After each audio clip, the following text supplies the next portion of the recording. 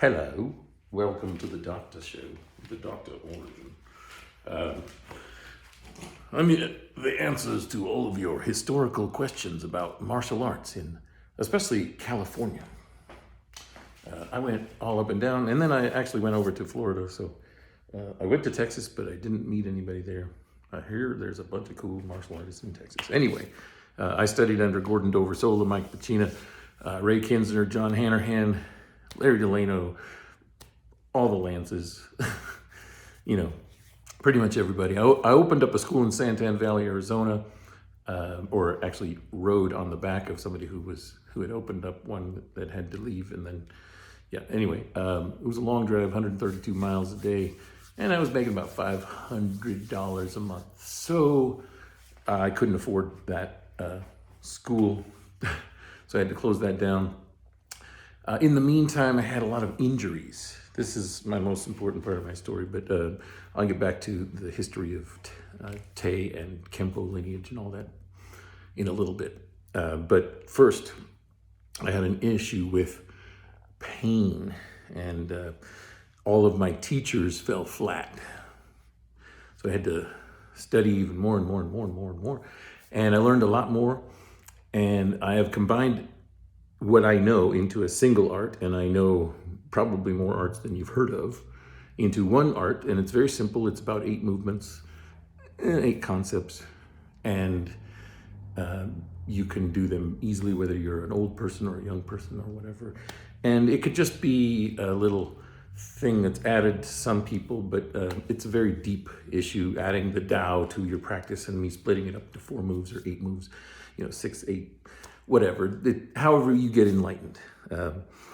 I first started teaching martial arts in 1991 in Arizona in a Traco Kenpo school under Tom Connor.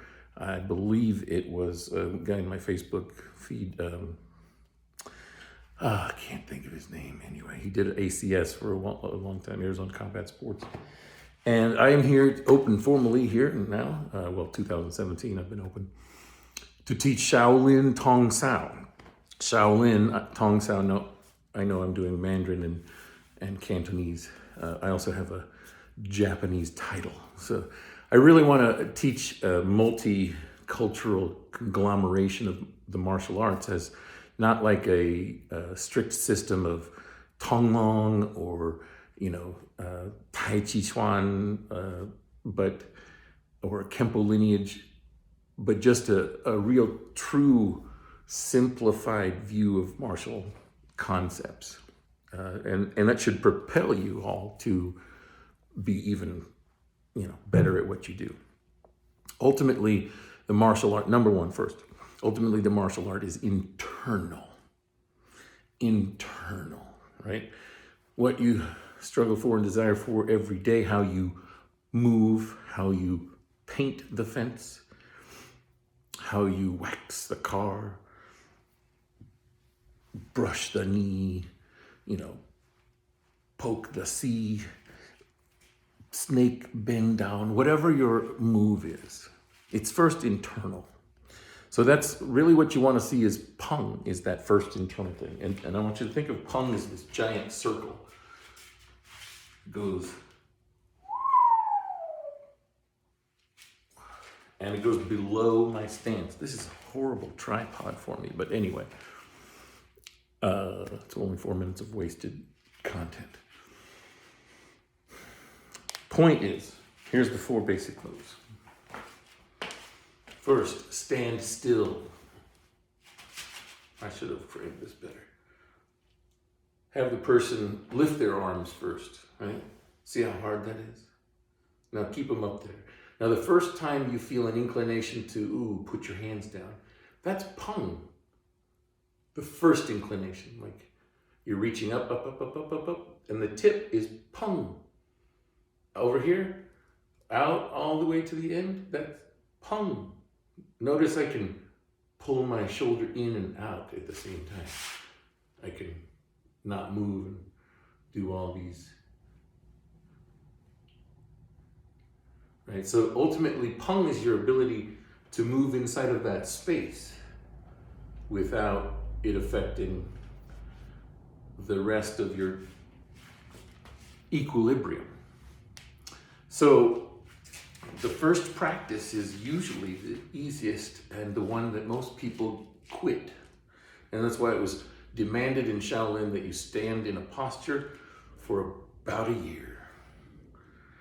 So this is the ultimate posture that they do. You put your thumb on your chin and your finger under your nose.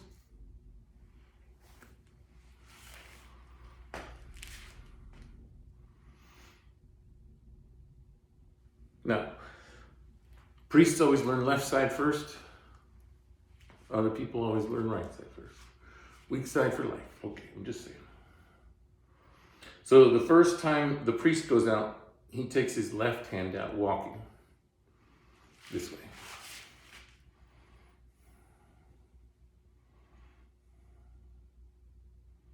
And you want to do this very slowly over a long period of time. And you do with your right hand too, but this is not the priest art. So you don't, like if we do a waza or a bunkai or a technique, there's no right-handed version. There's only the left-handed version. And then you learn the left-handed. And then you can fill in the gaps with your right hand, but it's always this weak version. So the first one is get hit in the face. Right, so, right, the hand comes all the way around, goes all the way up here, and all the way behind.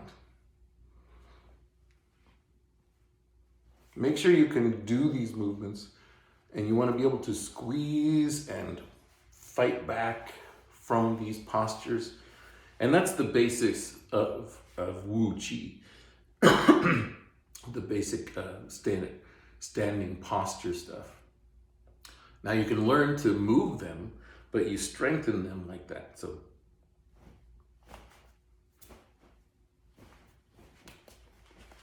So each one of these is like a wrist break,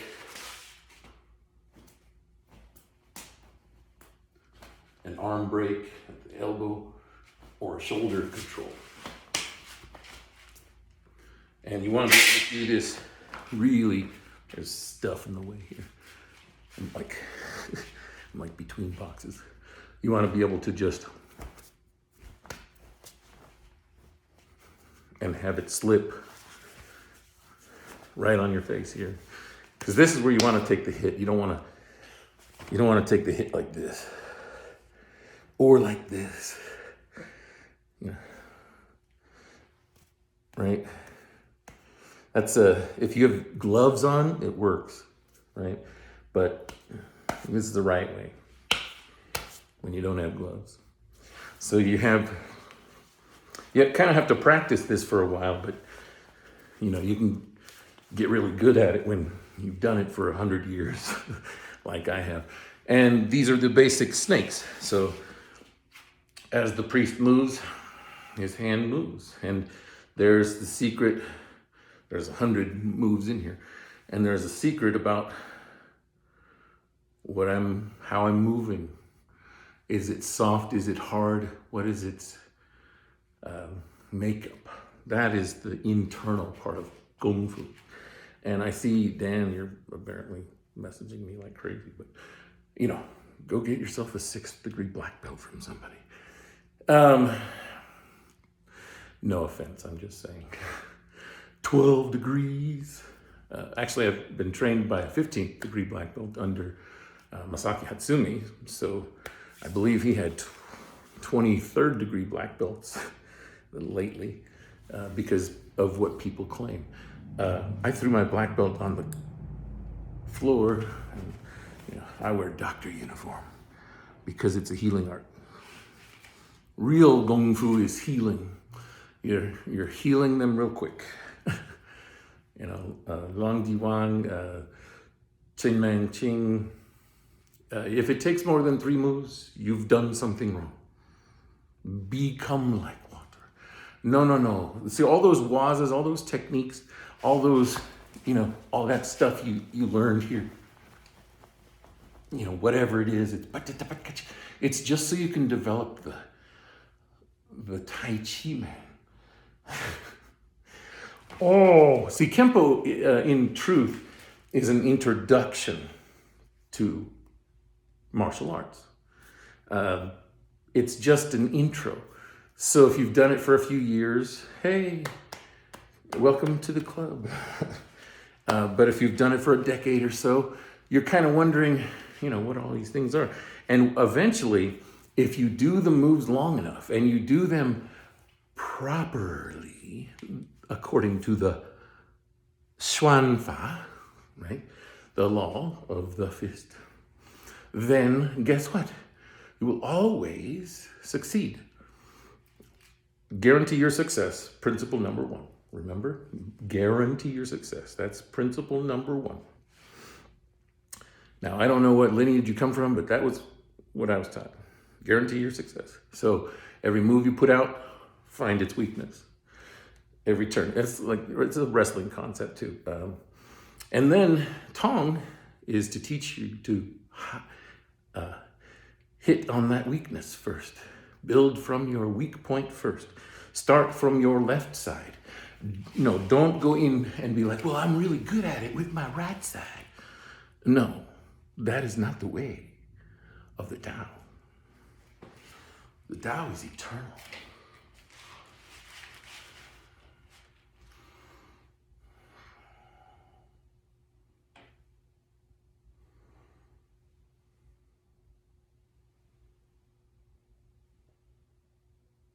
It is the pressing upon you. Here. Pong. I know I have a lot of words, but that was only 11 minutes. Hey, I'm shortening up. Okay. So this feeling you have here, what does it feel like? What does this feel like? What does this feel like when you do this? When you do this? I mean, it's the same question, of course. It's just, how long are you willing to put the time in to develop that thing?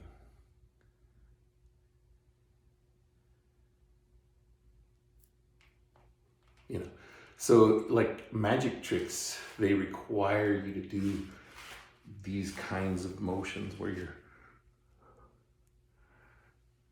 constantly adjusting your hand. Right? Now, that's one way to heal your wrist and your hands is by doing some of these movements, but it's not about a particular pattern. It's more about feeling it in your body and saying, oh, I need to do this move. Oh, and I need to do it very gently.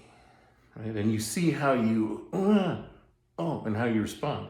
And then you're teaching yourself how to massage yourself. That's really what jiu-jitsu is. Self-massage. And then you teach it to your students. You go, I'm sorry. And then you dislocate things and you learn how to either go to jail or fix things, right? We're trying to fix this ulnar entrapment here. Look how nasty it looks. See that big, if you were an artist, you'd be like, what's that? Oh, that's that nerve, see? Right? So I'm just practicing because I want to get rid of it. So Tong becomes this eternal healing practice of breathing in, lifting up. No, you don't have to lift up here, you have to lift up here. It's got to be about authenticity. Saying I'm authentically getting hit by them. And then their arm is breaking. That's actually the first technique of Okinawa Te. The primary technique of Okinawa Te is that broken jab. So if they do it, if they hit me, right, I have to respond this way. If I can slip it, I can go strong. But the priest takes the punch usually because, the law is, in order to prove you did it righteously, they had to have moved first. So the practice is eternally standing at peace. That's what they preached at Shaolin. Just stand still. What is your tension for? Delete the tension. Stretch out. Relax. Turn. The height of Wu is relaxation. If you have part of your body that is in pain, first you need Wu Qi. Yeah.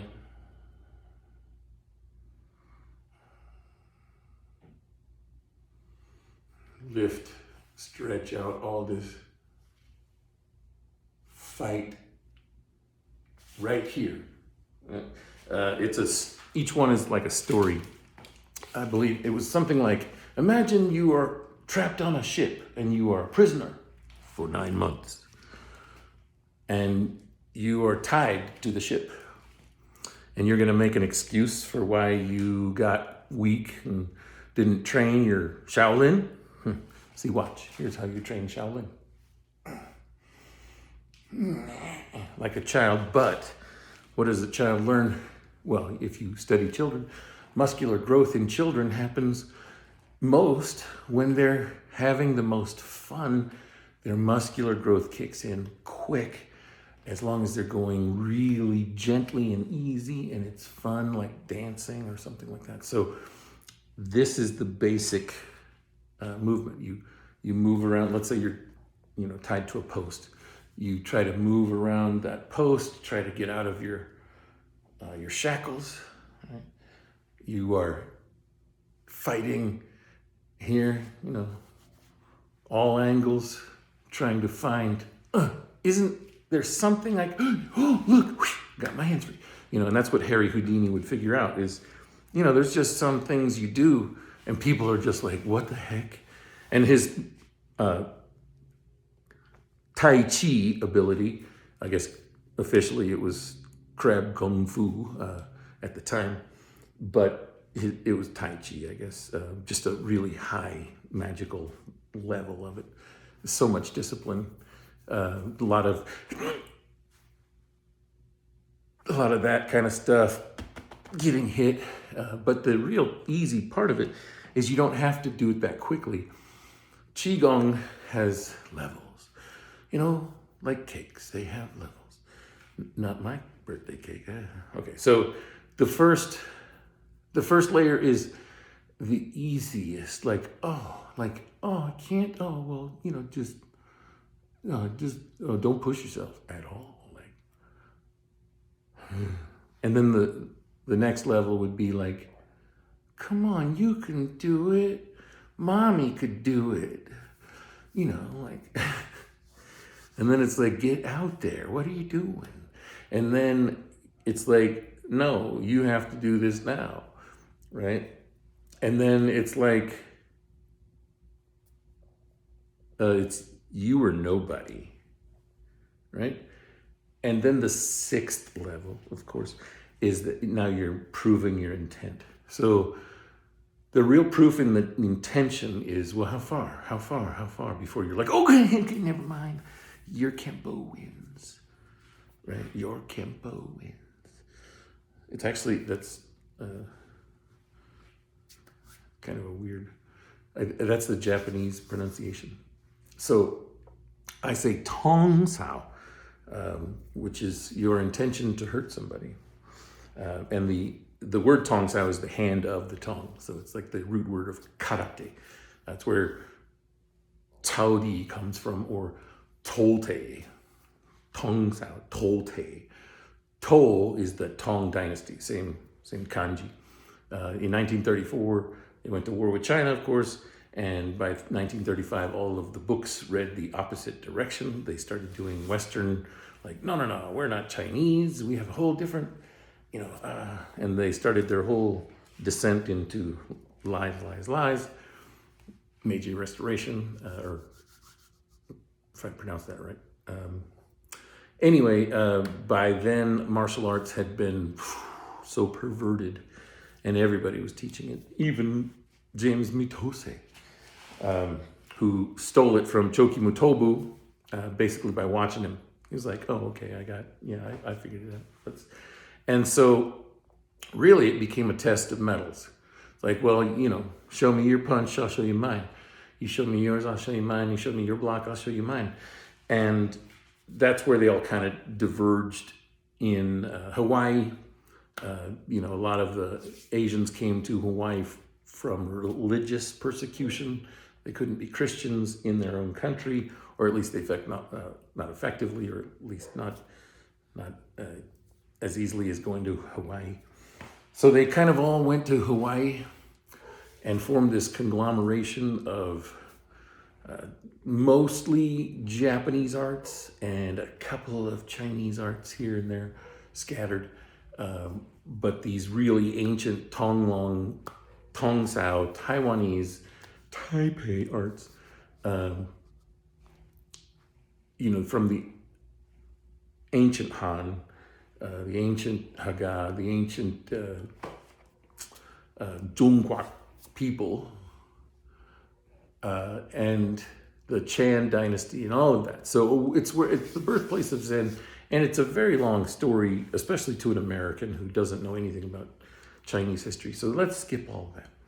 Anyway, you guys know what Shaolin is. There was a northern and there was a southern one, and they got burned down by somebody, but that doesn't matter.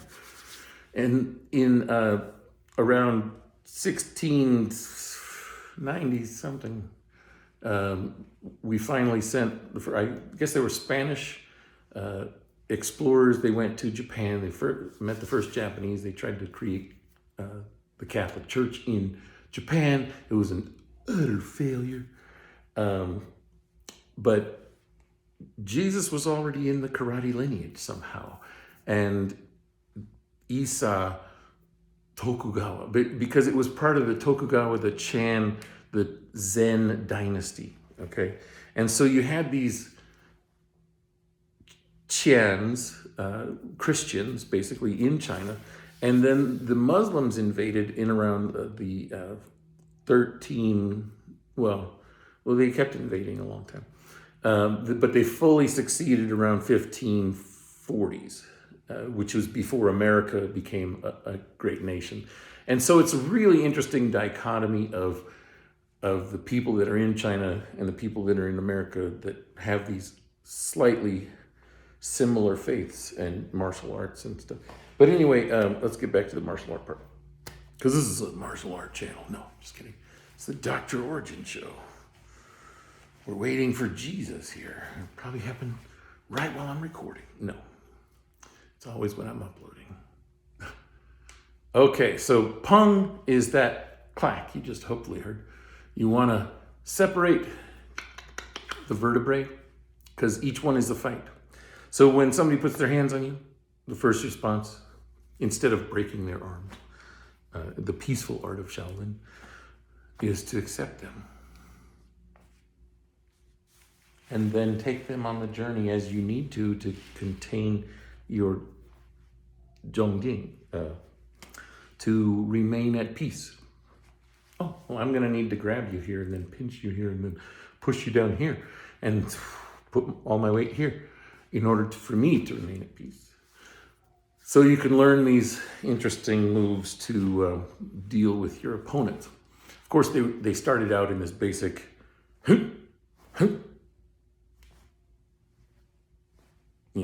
4 windows, 90-degree angle, right? Then it was like, well, what about when we did it like that? Well, then there's extended blocks. And then everybody went crazy and they started making systems. But really it's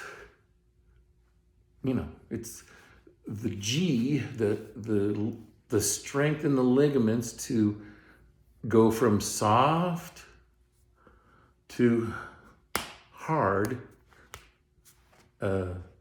without change or disturbance.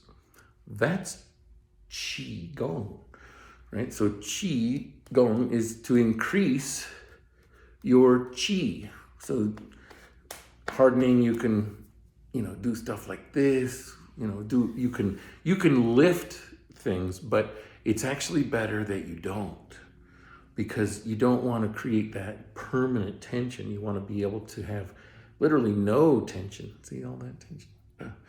You want to have no tension in the body. If you had that, you'd have that movement right there.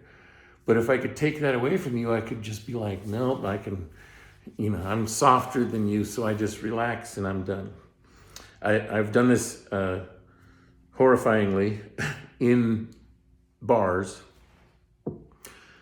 not as the bouncer, but just as a I was talking to somebody, like a third-degree black belt in Aikido, wanted to see this.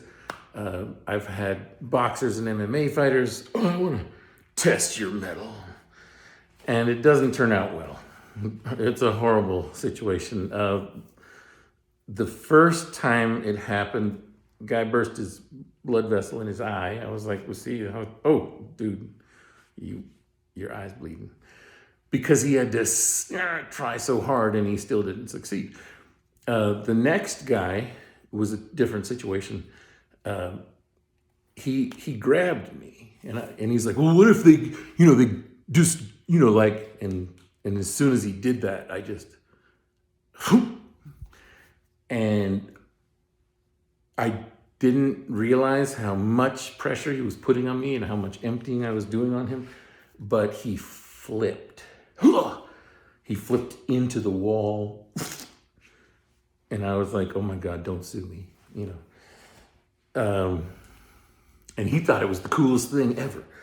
I guess he wasn't hurt. There was a kid in fourth grade, I think it was, and he was like, my dad's a boxer. Yeah. And I was like, and I did the light one, the empty one, all the way, tossed him to the ground. He was like 10. So he was a big 10-year-old. Like, he was the bully of the group. And so I put my skills to the test with him, and he went whoosh, and I went whoop, boom. And he was laid out on the floor in the most gentle manner, and he got up laughing, saying, this is the funnest time I've had in school in all my school years. And I was like, yeah, they don't let Tai Chi in school like they don't let Jesus in school. But you ever thought about that one? Because the act of surrendering is like counterintuitive to Greek philosophy. They can't understand using your spirit to fight somebody. That's ridiculous. That doesn't exist. Show me how that works. Well, you've heard of Aikido, right? Okay. So Morihei Ueshiba, did you ever meet him or put your hands on him or, have to deal with? How about Yang Jungming? Tai Chi Chuan. Did you ever put your hands on a real Tai Chi master? Or just a student of real Tai Chi? I taught a guy in 3 days. And in 3 days, he was doing advanced push hands to the point where he could move me. And I was like, that's pretty creepy. I was giving some intention, but I was like, my skills are too high. I should stop teaching. Start healing. So these are the basic moves of Tong. They look just like this. Everything I've done so far, except all the fast movements. And this is what real Lua and the secret Silat, the secret Te, the secret Karate, the secret Kenpo, the secret sauce. This is it. It's just this. It's this eternal pressing. It's called Zen or Chan. And then you release it. So when it goes out, it's called Peng. And when it goes in, it's called An in Chinese. But that doesn't matter. You just want to feel it. Think of a ball. It's kind of a spongy ball and it's being squished down. And now it's kind of inflating with everything, little by little, in the elbows, the fingers, the wrists, and the chest, and even an attitude and a thought. It's like, what? Am I doing it, or is my arm? What is doing it? I'm not. It should feel like you're riding on an ocean.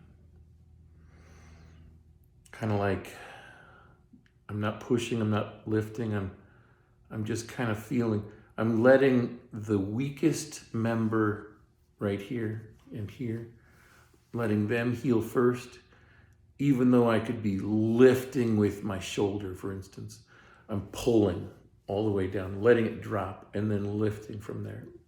Drop, lift, drop, lift. Almost like you're doing a massage or you're doing wax on, wax off, and you're wanting to get this real good intricacy. In my left hand, in my fingers, I feel a little numbness.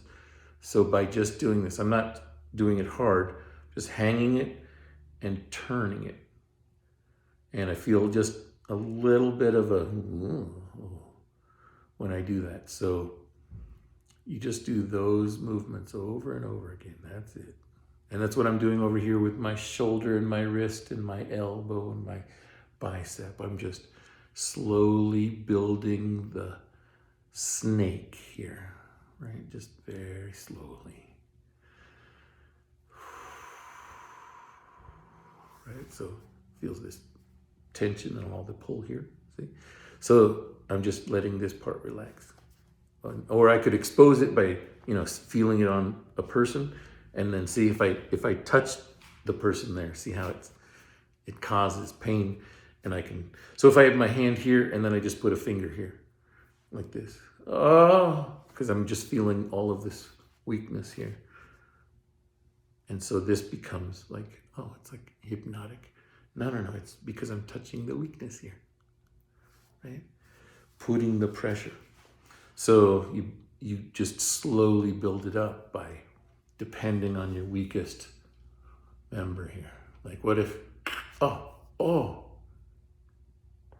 and that's where you figure out if you have stenosis or not. So what you do is you pull your neck, you can put weight on it, but you really want to go as gently as you can. It's not about like push-ups and planking, and it's about, if I just turn here a little bit and go,